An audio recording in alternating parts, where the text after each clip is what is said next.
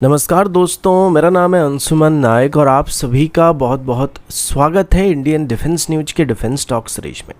जहां पर हम रोज नए नए डिफेंस अपडेट्स के बारे में बात करते हैं। तो चलिए देर ना करते हुए आज की वीडियो शुरू करते हैं।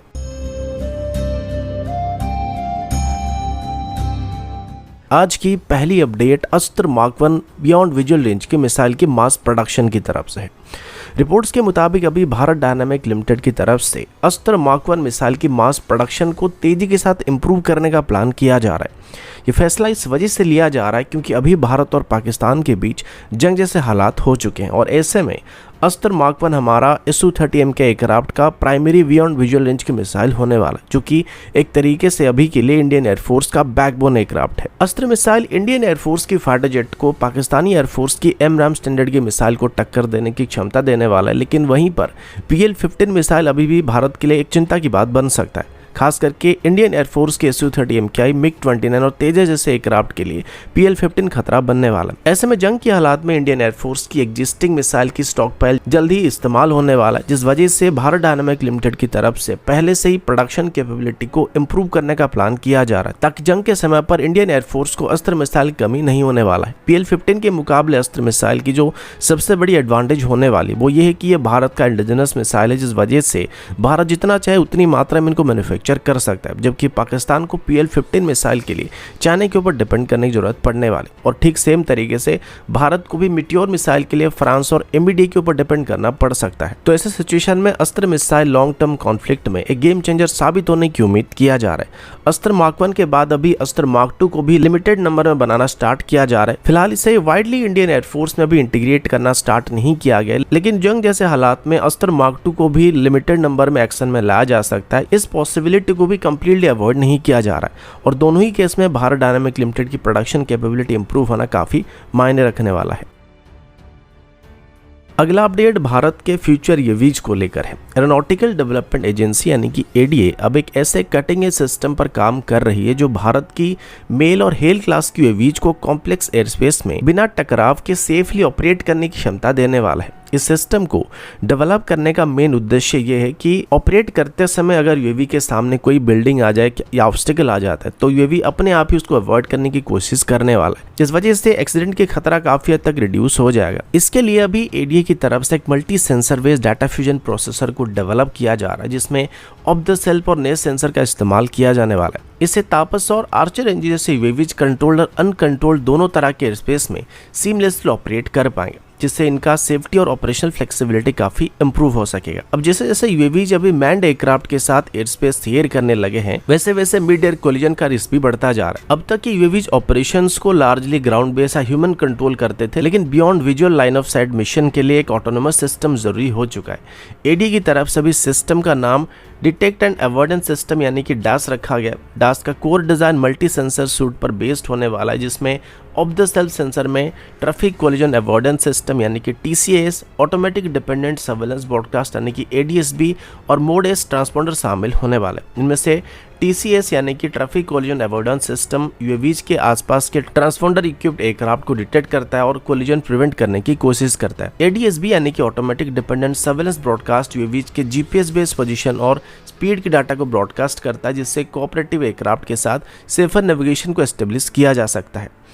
और मोडेस ट्रांसपोंडर ग्राउंड बेस्ड रडार और TCAS के साथ इंटरप्रोबेबिलिटी मेंटेन करता है। नए सेंसर में ADA की तरफ से भी ड्यू रिगार्ड रडार यानी कि DRR इंक्लूड किया जा रहा है, जो AESA टेक्नोलॉजी पर बेस्ड एक एयर टू एयर रडार होने वाला है। ये रडार कोऑपरेटिव और नॉन कोऑपरेटिव एयरक्राफ्ट दोनों को डिटेक्ट कर सकता है और मल्टीपल टारगेट को एक साथ ट्रैक कर सकता है। इसके अलावा इलेक्ट्रो ऑप्टिकल कैमरा, लीडर और विजन बेस्ड सिस्टम को भी इसमें कंसीडर किया जा रहा है, जिसमें बर्ड्स, बिल्डिंग्स और ट्रेन जैसे ऑब्स्टिकल डिटेक्ट किया सके और खास करके लो अल्टीट्यूड वाले ऑपरेशन में ये सिस्टम काफी मायने रखने वाले। इसके बाद इन सभी सेंसर से जो डाटा लिया जाएगा उसको DSS प्रोसेसर की तरफ से प्रोसेस किया जाएगा और अपनी एडवांस एल्गोरिथम की मदद से रियल टाइम ट्रैजेक्टरी को एनालिसिस किया जाएगा। और अगर इसमें कोई खतरा होगा तो यूएवी की ऑटो पायलट सिस्टम अपने आप में एवरेज मैन्यूवर करने की कोशिश करने वाला है। इस यूएवी बिना किसी ऑपरेटर के भी कॉम्प्लेक्स थ्रेट का सामना कर सकता है। ये सिस्टम यूएवीज के एवियोनिक्स में पॉसिबली एक डेडिकेटेड सेंट्रल लाइन एवियोनिक्स बे के जरिए इंटीग्रेट किया जाएगा। तापस यूएवी के लिए जहां सर्वेलेंस प्राइमरी रोल रहेगा वहां सिचुएशनल अवेयरनेस और कोऑपरेटिव डिटेक्शन पे ज्यादा फोकस किया जाएगा, जबकि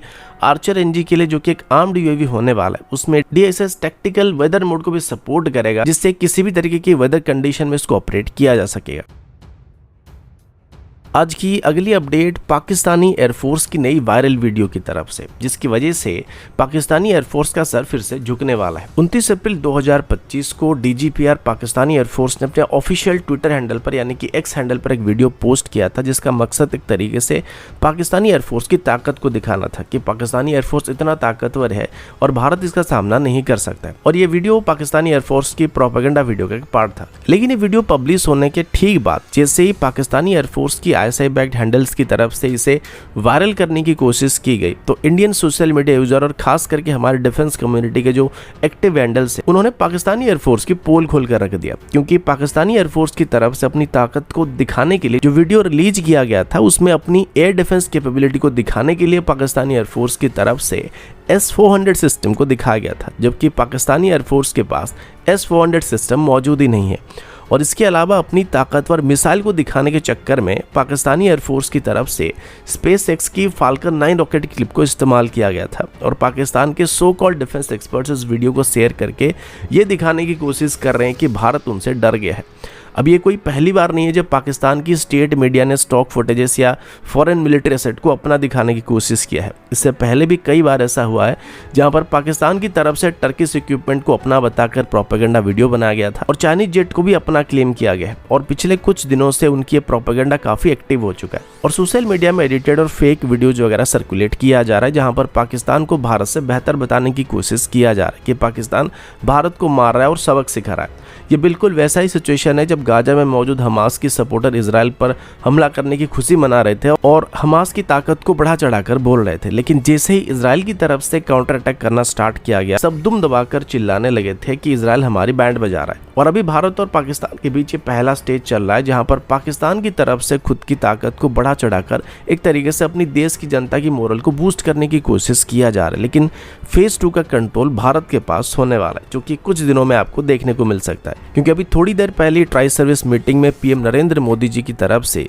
हमारी मिलिट्री को फुल पावर दे दिया गया, जो कि अब अपने हिसाब से अप्रोप्रिएट एक्शन ले सकते हैं।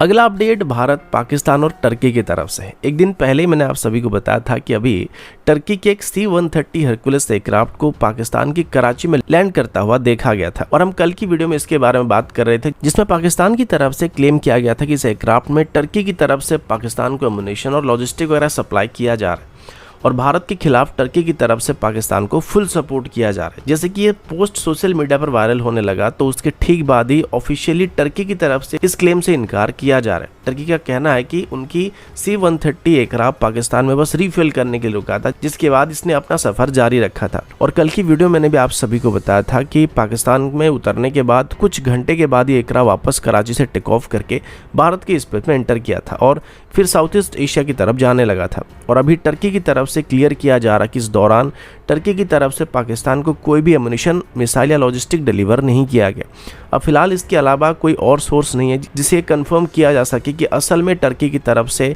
पाकिस्तान को कुछ सप्लाई किया गया फिर नहीं किया गया। हो सकता है टर्की सही बोल रहा है कि उसने पाकिस्तान को कोई भी इक्विपमेंट सप्लाई नहीं किया, लेकिन हो सकता है कि टर्की झूठ भी बोल रहा है, क्योंकि जब से भारत और पाकिस्तान के बीच तनाव बढ़ा है तब से टर्की पाकिस्तान की सपोर्ट करने की बात कर रहा है और खास करके कश्मीर मुद्दे पर टर्की हमेशा पाकिस्तान को सपोर्ट करता है। तो यहाँ पर दूसरी पॉसिबिलिटी को भी पूरी तरीके से इग्नोर नहीं किया जा सकता है।